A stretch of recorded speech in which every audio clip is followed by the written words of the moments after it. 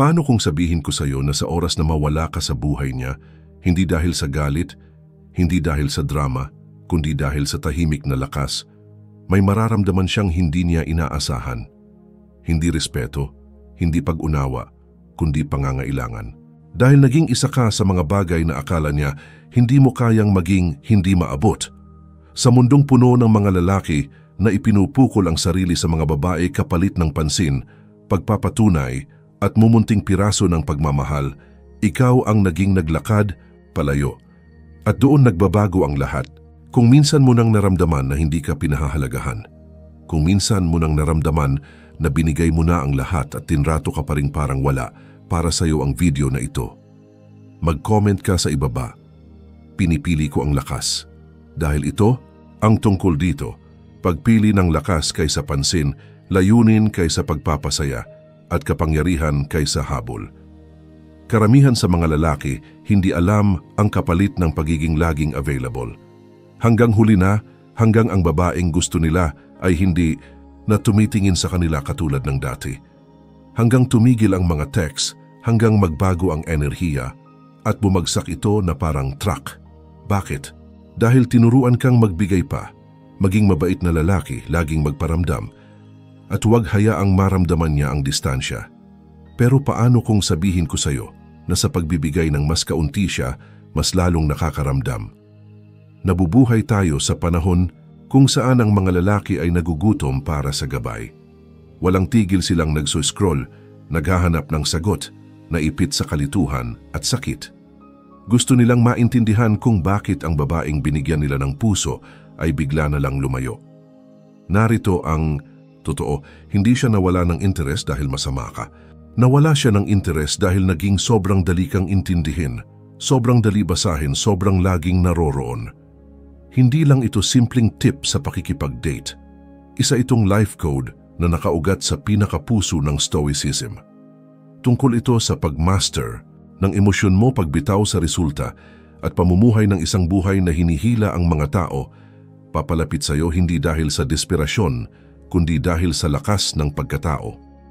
Hahatiin ng video na ito, araw-araw, kung ano ang nangyayari sa isip niya kapag ang isang lalaki ay tunay na naglaho. Hindi lang mula sa kanyang telepono, kundi mula sa kanyang emosyonal na radar. Sa dulo nito, lalakad ka palayo bitbit ang mga walang kupas na katotohanan.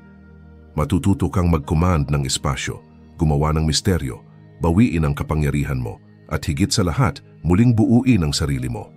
Araw 1 hanggang 2, wala siyang pakialam. Ang pinakamapanganib na ilusyon na maaaring paniwalaan ng lalaki ay ang isipin na ang kanyang presensya ay laging pahahalagahan dahil lang siya ay nagbibigay. Nagising ka isang umaga at may nagbago sa loob mo. Hindi ka nag-text sa kanya. Hindi mo tiningnan kung nagustuhan niya ang huli mong post.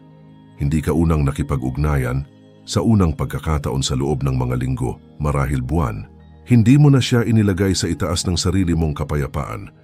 At habang nagsisimula kang huminga, sinusubukang alalahanin kung ano ang pakiramdam ng buhay mo bago mo siya inilagay sa gitna ng emosyonal mong mundo.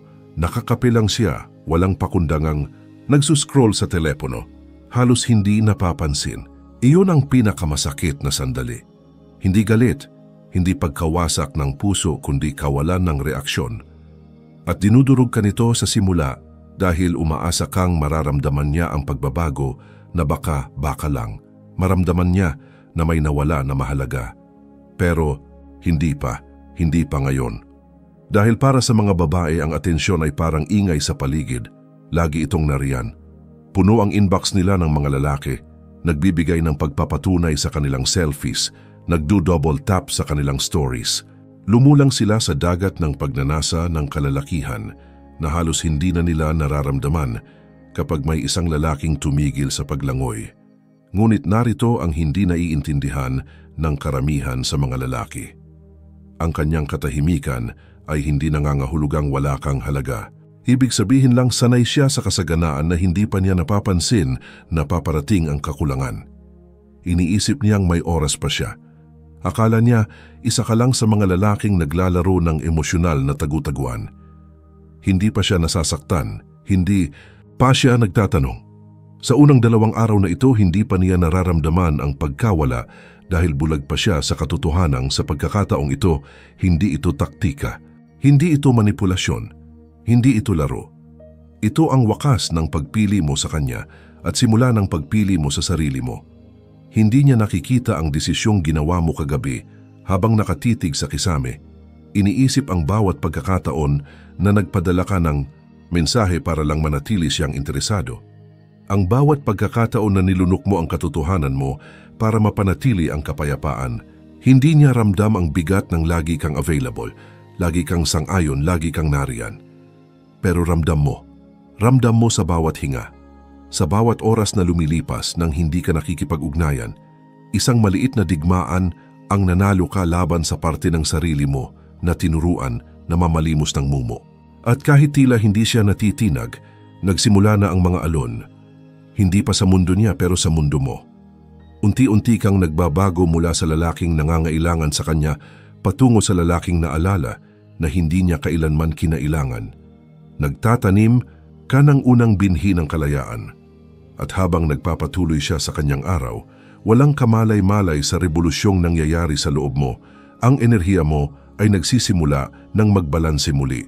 Dahan-dahan, tahimik, makapangyarihan, hindi para sa paghihiganti, hindi para habulin ka niya, kundi dahil sa wakas ay umuuwi ka na sa sarili mo. Hindi pa niya alam pero may nagsimula ng hindi na mababawi at sa lalong madaling panahon, ang puwang na nilikha mo ay sisigaw ng mas malakas kaysa sa presensya mo. Kailanman araw 3 hanggang Fimbe, nagsisimula na siyang mag-check.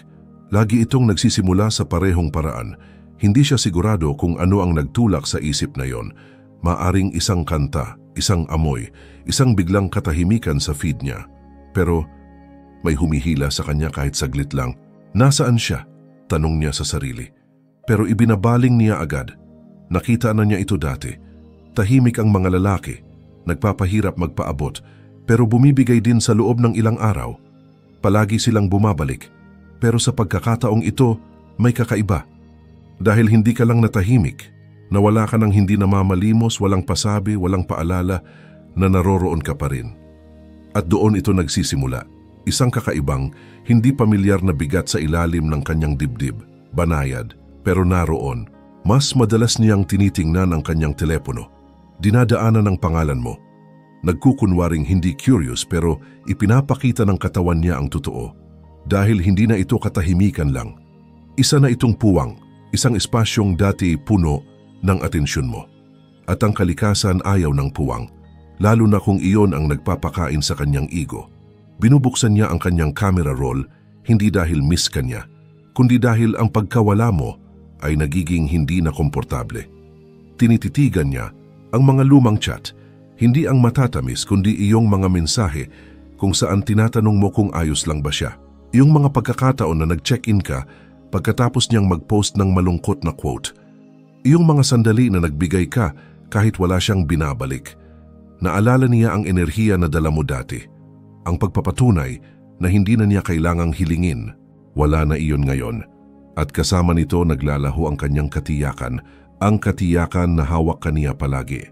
Na anuman ang mood niya, iikot ka pa rin sa kanya, pero ngayon isa ka ng itim na butas. Hindi galit, hindi nangangailangan, wala ka lang. Kaya nagsisimula siyang subukin ang realidad. Nagpo-post siya ng story na kalahating flirty, kalahating random. Maaaring gym mirror pic, maaaring quote tungkol sa pagtuon sa sarili. Pero pain iyon. At nang hindi niya makita ang pangalan mo sa listahan ng mga viewer, may nagbago. Hindi na ito kawalan lang, ito'y hindi inaasahan. At ang hindi inaasahan, nagdudulot ng pagkabalisa. Lumabas ka sa script. Inaasahan niyang magre-react ka, umaasa siya dito. Ito ang paraan niya para paghiwalayin ang mga lalaki sa mga bata. Yung mga biglang nawawala pero sumisilip pa rin laban sa mga tunay na lumalayo. At ngayon, napipilitan siyang tanungin ang isang bagay na pilit niyang iniiwasan. Baka nga ba, sobra niyang tinantya ang kapit niya sa'yo? Doon nagsisimulang lumakas ang mga iniisip niya. Hindi dahil sa pagmamahal, kundi dahil sa ego. Dahil sa hindi komportabling pakiramdam na hindi na siya sigurado kung iniisip mo pa siya. At hindi lang ito hindi komportable. Hindi niya ito matiis. Dahil kapag hindi tiyak ang mga babae kung saan sila nakatayo, nagsisimula nilang alalahanin ang mga sandaling pinakanakita sila. At ikaw, kahit hindi mo alam, nakita mo siya sa paraang walang ibang nakakita, pero hindi ka kumapit, hindi ka lumaban para manatili siya.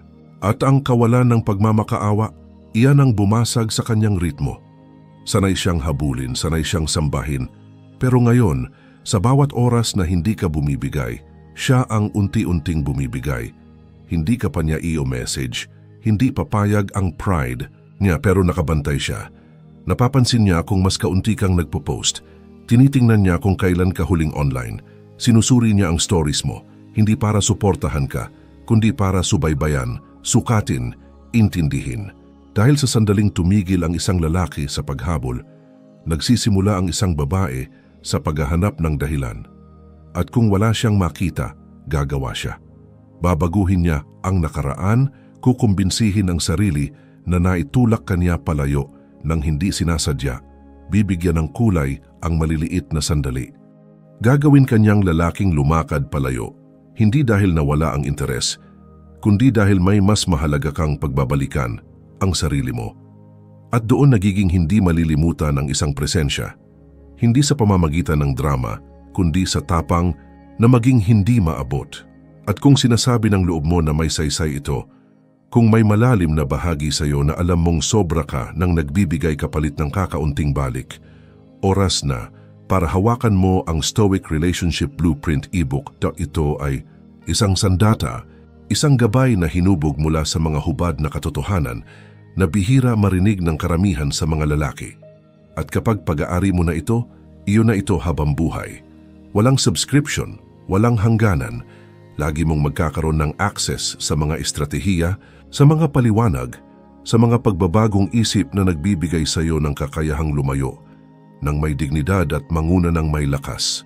Wala ng panghuhula, wala ng pagiging bulag sa emosyon. Ito ang plano para bawiin ang kontrol ng tuluyan at nasa comments sa ibaba ang link. Ngayon, bumalik tayo. Araw 6 hanggang 9, pumapasok ang kuryosidad. Hindi ito biglang dumarating. Unti-unti itong gumagapang tahimik. Nagigising siya at kusa nang inaabot ang kanyang telepono. Hindi para sa alarm, hindi para sa lagay ng panahon, kundi para sa iba pa. Isang notification, isang reaksyon, isang pangalan, iyo. Pero wala ka. Ron, hindi ka nagla-like, hindi ka nanonood, hindi ka nakikisalamuha. At nakapagtataka dahil hindi pa naman nagbago ang mundo, pero may kakaiba. Ibinabaling niya iyon, nagsuscroll sa feed, sumasagot sa mga mensahe, nagpo-post ng karaniwang mga ngiti sa litrato. Pero may kulang. At sa unang pagkakataon, hindi niya matukoy kung ano. Ikaw yon, hindi ang presensya mo kundi ang pagkawala mo. Hindi dahil sa sinabi mo o ginawa, kundi dahil hindi ka na emosyonal na available sa kanya. At ang disruption na iyon, kahit banayad, ay nagpapadala ng alon sa loob ng kanyang comfort zone. Sanay siyang predictable ka. Maaasahan ang reply mo. Alam niya ang oras ng mga papuri mo, ang ritmo ng mga check-in mo. Pero ngayon wala at ang kawalan na iyon ang nagsisimulang pumuno sa isip niya. Sinasabi niya sa sarili, ayos lang, baka abala ka lang, babalik ka rin tulad ng lahat ng iba. Pero lumilipas ang oras, ang mga araw. Wala pa ring mensahe, wala pa ring aksidenteng view ng kanyang story, wala pa ring late night like. Ngayon, hindi na tungkol sa iyo ang iniisip niya, tungkol na sa sarili niya. Bakit hindi siya nag-check-in? May nagawa ba akong mali? Masama? Ba akong naging malamig? At ang unang patak ng pagdududa, iyon ang nagsisimulang mag-ikot dahil ang mga babae hindi sila nababaliw sa mga lalaking lubos nilang naiintindihan. Nababalisa sila sa mga lalaking nag-iiwan ng mga tanong na hindi nila masagot. At ikaw, kahit hindi mo sinadya, naging isang malaking tandang pananong sa isip niya. Hindi dahil naglaro ka ng laro, kundi dahil lumabas ka na mismo sa laro. Mula sa pagiging predictable, naging misteryoso ka. Mula sa pagiging madaling maabot, naging hindi matukoy. At ang pagbabagong iyon ang nagtutulak sa kanyang kuryosidad na magningas. Ngayon, nagpo-post siya ng mas may intensyon. Nagkukunwari siyang natural pero bawat story, bawat quote, bawat larawan ay may nakatagong layunin hilahin ang reaksyon mo. Hindi kanya tinitext, pero kinakausap kanya ng hindi direkta. Tingnan mo kung gaano ako kaganda kahit wala ka. Tingnan mo kung ano ang namimiss mo. Pain itong nakabalot sa aesthetic, inihain sa plato ng digital na kaswal. Pero kapag hindi ka kumagat, may muling nagbabago. Dahil hindi lang ito tungkol sa atensyon mo, tungkol ito sa pagpapatunay na may access pa rin siya sa iyo. At ngayon na wala na iyon, nagsisimula ang panik. Hindi iyong uri ng panik na nagpapaiyak sa kanya, kundi iyong uri na nagpapaisip. Muling binabasa ang huli mong mga mensahe, naghahanap ng pagbabago sa tono. Sini-scan ang profile mo, naghahanap ng palatandaan, nagtatanong kung may iba ka na bang nakikita o mas masahol pa, kung tuluyan ka na lang bang naka-move on. At ang kaisipang baka hindi siya ganoon kahalaga tulad ng akala niya. Baka masaya ka na nang wala siya. Doon lumalaki ang pagkailang.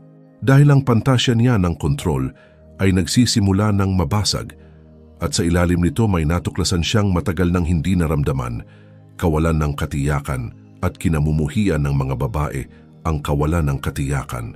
Dahil pinapaalala nito na hindi ganap ang kanilang kapangyarihan, na ang atensyon ay hindi permanente, na ang pagpapatunay ay hindi tiyak, at ang hindi mo pakikilahok ay nagiging patunay, hindi ng kawalan mo ng interes, kundi ng pag-evolve mo.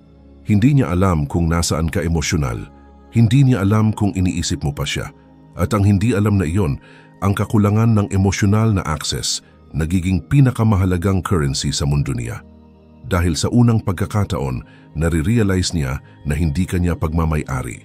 At ang pagkaunawang hindi ka na emosyonal na predictable at baka hindi ka na muling maging ganoon, iyan ang nagsisimulang bumuntot sa kanya. Araw 10 hanggang 13, nagsisimulang mabasag ang kanyang ego. Bawat babae ay may dalang script sa isip niya. Isang tahimik na script na hindi niya ibinabahagi, pero ginagamit upang salain ang bawat pakikipag-ugnayan. Isang script kung saan siya ang laging panalo.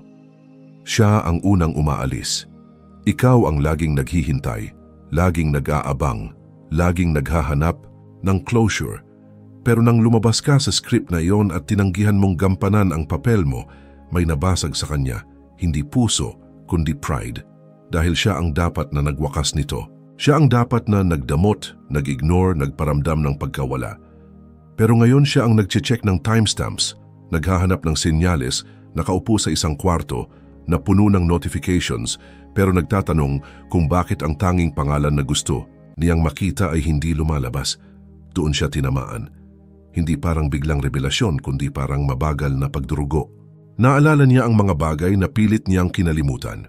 Kung paano parang ligtas ang atensyon mo, kung paano pinatatag ng enerhiya mo ang mundo niya, kung paano may ritmo at katiyakan ang mga mensahe mo. Noon, hindi niya ito pinahalagahan. Nandoon lang iyon tulad ng hangin. Pero ngayong wala na, bawat hininga ay pakiramdam niya ay kulang. Hindi niya ito aaminin ng malakas. Hindi sa sarili niya, hindi sa mga kaibigan, hindi sa kahit sino. Dahil ang umamin na namimiss ka niya ay katumbas ng pag-amin na mali siya sa paghusga sa halaga mo. At ang mga babae, gaano man sila kakumpiyansa, kinamumuhian ang magkamali tungkol sa halaga ng isang lalaki. Pero ngayon nasa harap niya ang ebidensya, hindi ka nagre-react, hindi ka naghihintay, hindi ka umiikot sa kanya. At ang pagkaalam na iyon ay sumisira sa ilusyon niya ng kontrol. Akala niya kaya kanyang sukatin. Akala niya kaya kanyang hatakin pabalik gamit lang ang ngiti, isang mensahe, isang post. Pero wala nang gumagana. At ang pagkabigong impluwensyahan katulad ng dati ay malalim na dumudurog sa kanyang ego. Ngayon, nagbabago ang tanong. Hindi na bakit hindi siya nagre-react, kundi kailangan niya ba talaga ako noon? At iyon ang tanong na hindi niya kayang alisin. Iyon ang nagpupuyat sa kanya dahil ikaw ang laging naging constant, ang laging kalmado, ang matatag na presensya sa gitna ng kaguluhan. At ngayong wala ka na, nakikita niya ang hindi niya kailanman inamin noon. Kailangan niya ang atensyon mo higit kaysa gusto niya. At nawala niya ito. Hindi dahil naglaro ka, kundi dahil pinili mo na sa wakas na huwag nang ialok ang sarili mo sa isang taong hindi kayang makita ang halaga mo. At ngayon ang kanyang ego, Ang bagay na minsang nagbigay sa kanya ng kapangyarihan ay nababasag. Bawat alaala mo ay nagiging salamin na hindi niya matakasan. Bawat oras na nakinig ka, dumating ka, nanatili ka, nang walang hinihinging kapalit, nagre-replay hindi bilang kahinaan, kundi bilang lakas. Dahil tanging isang malakas na lalaki ang kayang lumayo ng walang galit. Tanging isang nakatuon na lalaki ang pipili sa sarili niya nang hindi nangangailangan ng palakpak. At ngayon sinusundan siya ng imahe ng ikaw na hindi nakikipag-ugnayan. Hindi dahil mapait ka, kundi dahil lumago ka na lampas sa impluwensya niya. At ang realidad na iyon na hindi mo na kailangan ang pagpapatunay niya para maging buo, iyan ang tunay na bumabasag sa kanya. Hindi dahil nawala siya ng lalaki, kundi dahil nawala siya ng isang lalaking marunong lumayo ng may dignidad. At ang ganoong klasing lalaki, hindi makakalimutan kailanman. Araw 14 hanggang 17, sinusubukan ka niya. Hindi niya ito sasabihin ng direkta, hindi niya kailanman gagawin. Pero bawat kilos niya sa yugtong ito ay isang pagsubok. Mapanuri, pinag-isipan, sinadya. Hindi niya gustong makipag-reconnect. Gusto lang niyang patunayan ang isang paniniwala. Nakatulad ka rin ng lahat ng lalaking itinapon niya noon, na lahat ng lakas mo, lahat ng katahimikan mo, lahat ng kapayapaan mo ay isang naantalang reaksyon lang. Na sa huli, babagsak ka rin, babalik ka sa batang lalaki na sinabi mong nilampasan mo na. Magpapadala siya ng mga signal, hindi text, dahil masyadong halata, masyadong mahina iyon. Sa halip, susubukan ka niya sa pamamagitan ng mga attention trap. Isang bagong larawan, isang caption na parang may lalim o kalungkutan, isang location tag sa lugar na minsan niyo pinag-usapan. Hindi iyon inosenteng pagkakataon. Isa itong maingat na inilagay na mga landmine, mga emosyonal na trigger para hilahin ka pabalik sa kanyang mundo. At kapag hindi ka tumugon, kapag nanatili ka sa lupa mo, nalilito siya. Pero hindi magtatagal. Dobol ang laro niya. Susubukan niya ang ibang diskarte. Ngayon magpapakita siyang malamig, detached, tila mas nagliliwanag pa. Ipinapakita niyang thriving siya, na parang wala lang ang pagkawala mo, na nagpapatuloy lang ang buhay. At marahil totoo iyon. Pero ang hindi niya inaasahan ay ang hindi mo pag-alintana. Ang hindi mo man lang pagpikit, dahil akala niya kilala ka na niya. Akala niya matitisod ka sa sarili mong pagnanasa. Pero ngayong hindi ka kumakagat sa pain, ngayong walang bisa ang mga taktika niya, nagsisimula ang pagkailang. At narito kung saan nagsisimula ang tunay na pagsubok. Hindi sa kanya kundi sa iyo. Dahil sisimulan ng bumulong ang isip mo. Siguro namimiss niya ako. Siguro dapat akong mag-reach out. Siguro ito na ang progress. Pero mas alam mo na ngayon, nakita mo na ang larong ito dati. Nalaro mo na ito mula sa mas mahinang panig. At ngayon hawak mo na ang kapangyarihan para isulat muli ang wakas sa pamamagitan ng hindi paggawa ng kahit ano, sa pamamagitan ng hindi pag-react. Dahil ang totoo, hindi siya naglalapit dahil nire-respeto ka niya. Lumalapit siya para lang alamin kung kailangan mo pa ba ng kanyang approval. At kapag hindi ka tumugon, hindi dahil galit ka, hindi dahil detached ka, kundi dahil mas dakila ang misyon mo kaysa sa anumang test, nagsisimula siyang mabasag sa paraang hindi niya inaasahan. Dahil ang mga babae, hindi sila nagpapanik kapag nawalan sila ng lalaki. Nagpapanik sila kapag nawala ang kapangyarihan nila sa lalaki. At sa yugtong ito, bawat test na ipinapadala niya ay isang tahimik na sigaw para sa kontrol. Gusto niyang malaman na kaya ka pa rin niyang makuha, na mayroon pa rin siyang puwang sa mundo mo. Pero kapag ipinakita mong wala na, kapag nagpatuloy ka sa pagbuo, kapag umusad ang buhay mo nang hindi kailangang ipakita ang paglago mo para sa kanyang palakpak, nawalan siya ng tanging barahan na hawak niya impluwensya. At doon niya nararamdaman ang pagbabago, hindi lang sa pagitan ninyong dalawa, kundi pati sa sariling isip niya. Dahil ngayon, ang lalaking minsan ay akala niya kaya niyang paikutin ay naging untouchable. Hindi dahil nawala ka, kundi dahil hindi ka na nakatira sa emosyonal niyang loop. Naipasa mo ang kanyang pagsubok, pero mas mahalaga na ipasa mo ang sarili mong pagsubok. Napatunayan mong ang kapayapaan mo ay hindi palabas kundi pamumuhay. At sa paggawa nito, Pinakawalan mo ang bagay na hindi niya inasahan, ang simula ng kanyang pagkahumaling, araw 18 hanggang 23. Nagsisimula ang obsession. Nagsisimula ito sa mga sandaling hindi niya inaasahan. Nasa labas siya kasama ang mga kaibigan, tumatawa, nagkukunwaring masaya. Pero biglang may tumama, siguro kanta, siguro amoy, siguro alaala ng kung gaano ka palaging kalmado, at bigla siyang natahimik. Nawawala, binabagabag ng presensya na hindi kumakatok, pero basta na lang pumapasok. At ang presensyang iyon, ikaw, hindi ang bersyon ng ikaw na dati niyang kilala. Hindi ang ikaw na kaya niyang kontrolin gamit ang init at lamig ng kanyang atensyon, kundi ang ikaw na hindi na niya matagpuan, ang ikaw na lumakad palayo at hindi na lumingon. Sa una, sinusubukan niyang i-rationalize. Pagod lang ako. Hindi naman siya ganoon ka-espesyal. Makakalimutan ko rin. Pero hindi nawawala ang mga isipin. Sa halip tumitindi. Dumadami. Hinahatak siya pabalik sa bawat sandaling hindi niya pinahalagahan, kung paano ka nakikinig, kung paano ka tumingin sa kanya ng walang agenda, kung paano naging ligtas ang atensyon mo, hindi desperado. Naalala niya ang pagtawa sa mga text mo, ang pag-ignore dito, ang pag-miss nito at ngayon ang pananabik dito. Tinititigan niya ang chat thread ninyo, ang hinlalaki na kabitin. Gustong bigyang katwiran ang isang simpleng mensahe, isang hi, isang check-in, pero hindi niya ito pinapadala. Hindi dahil malakas siya, kundi dahil takot siya. Takot na hindi ka mag-reply. Takot na wala ka ng pakialam. Takot na hindi na siya ang priority sa isip mo. At ang takot na iyon ang nagiging obsession. Ngayon chine-check niya ang profile mo pagkagising sa umaga at bago matulog sa gabi.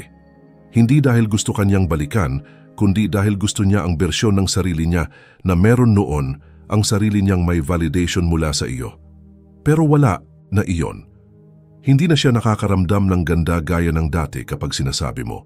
Hindi na siya nakakaramdam ng pagiging kanais-nais gaya ng dati kapag palagi kang nagbibigay ng atensyon. Ngayon hinahabol niya ang mga multo. Mga multo ng papuri, ng tingin ng isang lalaking pinaramdam sa kanya na mas babae siya kaysa kanino man, pero ginawa ito nang hindi kailanman nagmamakaawa ng approval, at iyon ang pinakamasakit sa kanya. Hindi ka naging desperado, hindi ka naging predictable, hindi ka handang ipagpalit ang mga values mo para lang makapasok sa mundo niya.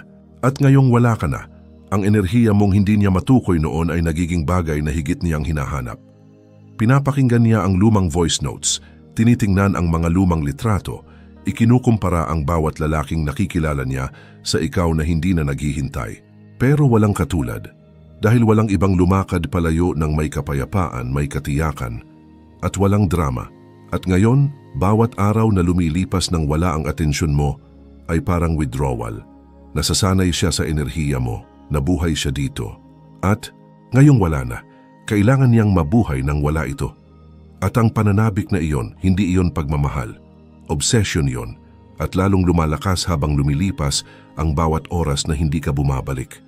Araw 24 hanggang 29, nagiging hindi ka malilimutan. May mga sandali sa buhay na napakalalim ng pagkakabaon, kaya walang dami ng distraction ang makakapalit. At dito niya napagtatanto na naging isa ka na sa mga sandaling iyon. Isa sa mga lalaking hindi lang naging bahagi ng kanyang kwento, kundi muling isinulat kung paano niya tinitingnan ang presensya, koneksyon at halaga nang hindi kailanman kailangang ipangalandakan ang sarili. Hindi ito dumating sa kanya na parang alon. Gumapang ito na parang alaala na hindi niya mabura. Laging nakalutang sa background habang isinasabuhay niya ang araw na parang autopilot, nagkukunwaring ayos lang. Nasa brunch siya, tumatawa, pero kapag nag-buzz ang telepono niya, tinitingnan niya, umaasang ikaw iyon. Nakatihaya siya sa kama, nagso-scroll sa mga taong may gusto sa kanya. Pero wala ni isa na nagbibigay sa kanya ng pakiramdam na dala ng enerhiya mo. Hindi ito tungkol sa mga salitang sinabi mo o sa atensyon na ibinigay mo. Tungkol ito sa pakiramdam na ibinigay mo nang walang hinihinging kapalit. Nang kalmado ka, nang dumarating ka nang walang paghingi ng tawad. Nang nakikinig ka nang hindi sinusubukang ayusin siya. Nang nakatayo ka roon bilang isang lalaking nakaugat sa isang bagay na mas malalim kaysa approval, doon siya pinakanaramdaman. Pero ngayon, wala ka na. Hindi sa distansya, kundi sa dalas. At ang pagkawala na iyon ang lumikha ng bagong realidad para sa kanya. Muling iniikot niya ang lahat. Ang mga sandaling pinili mo siya kahit hindi niya iyon deserve. Ang pasensya mong ipinakita kahit naging malamig siya. Ang disiplina mong dala kahit inaasahan niyang mag-react ka pero hindi mo ginawa. Ang mga bagay na dati niyang kinaiinisan na hindi niya pinahalagahan, ngayon ay bumabagabag sa kanya dahil wala nang ibang gumagawa nito tulad mo. Lahat ng ibang lalaki na sumusubok punan ng espasyo mo ay bigo. Sila'y masyadong sabik, masyadong desperado, masyadong reaktibo. Masyado silang nagtatanong, masyadong nagsasalita, masyadong nagmamadali. Pero ikaw, ang katahimikan mo'y mas malakas kaysa lahat ng ingay nila. At iyon ang naging dahilan kung bakit hindi ka malilimutan, hindi lang dahil namimiss ka niya, kundi dahil hindi niya alam kung paano ka papalitan. Dahil hindi ka isang bagay na kaya niyang hulaan o kontrolin. Isa kang puwersa ng kapayapaan na hindi niya iginalang hanggang sa nawala. Ngayon, nagsuscroll siya sa mga lumang larawan mo, nagbabasa sa pagitan ng linya ng mga post mo, sinusubukang tukuyin kung naging sapat ba siya para sa iyo.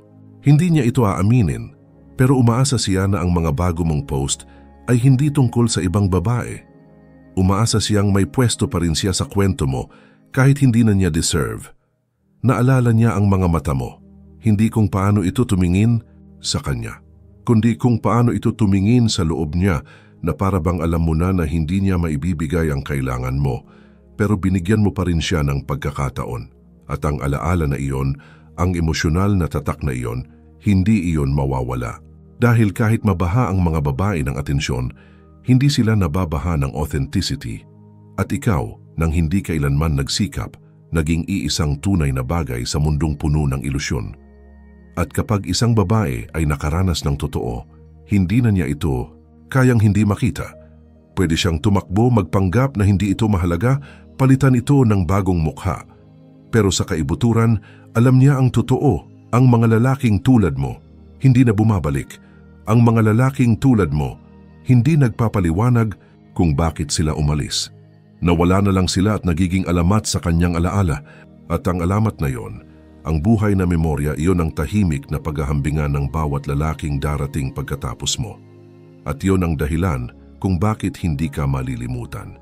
Hindi dahil perpekto ka, kundi dahil ikaw ang huling lalaking hindi nangailangan ng kanyang validation para maramdaman ang sariling halaga. Ipinapaliwanag niya kung bakit siya humahabol. Dito nagsisimulang traidorin siya ng sarili niyang lohika. Ang kwento na itinayo niya para protektahan ang sarili ay nagsisimulang gumuho at imbes na bitawan na, binabago niya ang kwento. Hindi para hanapin ang kapayapaan, kundi para bigyan ang sarili ng permiso na humabol. Hindi niya kayang harapin ng tuwiran ang katotohanan na nagkaroon siya ng mabuting lalaki at hindi niya ito pinahalagahan hanggang sa nawala ito. Hindi lang pisikal, kundi emosyonal, mental at enerhiya. Kaya gumagawa siya ng bagong bersyon. Sinasabi niya sa sarili, baka natakot ka lang, baka mahal mo pa rin pero hindi mo lang alam kung paano ipakita.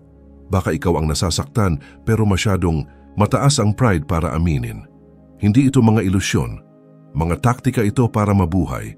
Dahil kung aaminin niyang tuluyan na siyang umalis, kung tatanggapin niyang umalis siya, hindi dahil sa galit, kundi dahil sa wakas, mas mabigat na ang pamantayan niya kaysa sa atraksyon niya. Masisira ang imaheng hawak niya sa sarili. Kaya niya niroromantisa. Inuulit niya sa isip ang mga pag-uusap kung saan binigyan mo siya ng pasensya, kung saan hindi ka nakipagtalo kahit bastos na siya. Naalala niya kung paano mo pinili ang kapayapaan kaysa sa pakikipagbangayan, kung paano hindi ka kailanman nagmakaawa para sa kanyang atensyon kahit withholding siya. At ngayon bawat alaala na binaluktot niya noon para maramdaman niyang mas mataas siya, nagiging ebidensya na siya ang mali. At ang hindi komportabling pakiramdam na iyon, ang pagguho ng kanyang ego, ay nagtitrigger ng mas malalim kaysa pagsisisi.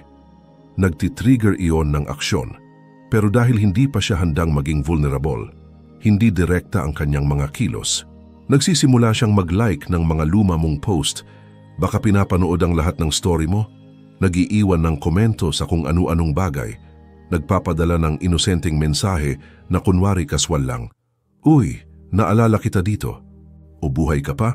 Pero bawat lalaking kilala ang sariling halaga ay nakikita ito kaagad. Hindi ito check-in, isa itong reach back, isang banayad na pagtatangkang buksan muli ang pinto na siya mismo ang nagsara. At kung hindi ka pa healed, hindi grounded, hindi buo, mahuhulog ka sa bitag. Iisipin mong nagbago na siya, iisipin mong pag-ibig iyon. Pero hindi, isa lang itong pagtatangkang bawiin ang kontrol sa bersyon ng ikaw na hindi niya kailanman lubusang nakamtan. Dahil ang babaeng tunay na may halaga sa iyo ay hindi kailangan mag-test, hindi kailangan maghagis ng breadcrumbs. Dumarating siya nang may linaw. Dumarating siya nang may pagbabago. Pero hindi ito yon. Ito ay pagkadesperado na nakatago at kapag hindi ka sumagot o sumagot ka ng walang emosyonal na attachment, lalo siyang umiikot. Hindi siya nagagalit. Mas lalo siyang nalululong sa pagre-rewrite ng imahe niya sa iyong mga mata. Nagsisimula siyang mag-iba ng bihis, mag-iba ng pananalita, mas agresibong humahabol ng validation sa iba. Hindi dahil gusto niya sila, kundi dahil gusto niyang patunayan sa sarili na hindi pa siya laos. Pero laos na siya. Nawala na niya ang tanging bagay na nagpaparamdam sa kanyang mahalaga ng walang effort, ang iyong atensyon. At kapag naramdaman ng isang babae kung paano mawalan ng effortless validation mula sa lalaking inakala niyang laging nariyan, nagbabago siya. Hindi laging para sa ikabubuti, minsan para sa ikasasama, dahil ngayon multo na lang ang hinahabol niya. Hindi kanya kailanman pag-aari, isa kang kabanata na inakala niyang siya ang sumulat, pero sa wika pala na hindi niya kayang intindihin. At nang matanto niyang natapos ang kabanata, nang wala siyang pahintulot, sinubukan niyang isulat muli ang sarili sa iyong buhay. Pero ang mga lalaking nagmature, ang mga lalaking pinipili ang sarili, ang mga lalaking bumubuo ay hindi muling nagbubukas ng mga librong sarado na. Sumusulat sila ng bago. At kapag ginawa mo yon, kapag tuloy-tuloy kang nagtatayo, nag-e-elevate, nagiging mas mabuti, siya ay manunood, magnanasa, maghahangad, pero hindi na kailanman makakamtan. Dahil ang lalaking minsan niyang binalewala ay siya ngayong lalaking hindi niya na maabot. At kung umabot ka na rito, alam mo na sa kaibuturan mo na hindi lang ito isang video. Ito ay katotohanan na pumuputol sa mga taon ng ingay. Ito ang linaw sa mundong puno ng manipulasyon. At ngayon, nasa iyo ang pagpili. Ulit-ulitin ang siklo o tuluyan mo na itong tapusin. Kung sawa ka ng magmakaawa ng atensyon, sawa ka ng makalimutan kapag tumigil ka ng magbigay, ang stoic relationship blueprint ay para sa iyo. Ginawa ito para sa mga lalaking pagod ng madisrespect, ma-overlook at ma-discard pagkatapos ibigay ang lahat. Gusto mong makuha muli ang kapangyarihan, gusto mong magkaroon ng linaw, gusto mong maintindihan kung ano talaga ang nagpapahabol sa kanya at kung ano ang naggagawang untouchable ka. Kunin mo na ang ebook, nakalink ito sa comments.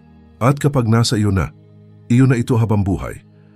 Mag-comment ng I'm untouchable kung handa ka ng bawiin ang control. I-like ang video, mag-subscribe at tulungan mong mailigtas ang iba pang lalaki mula sa mga tao ng emosyonal na pagkaalipin at pagsisisi. Dahil kung mas marami sa atin ang may ganitong kaalaman, mas kaunti ang magdurusa ng tahimik. Ito ang iyong turning point. Kunin mo na ngayon bago pa ito mawala.